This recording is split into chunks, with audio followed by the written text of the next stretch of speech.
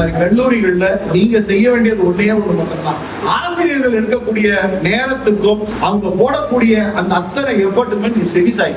நேரம்ன்றது உங்களுக்கு ஒரு சில நேரத்துல ஒரு காலகட்டத்துல மட்டும்தான் அந்த நேரம் வந்து சேரும்.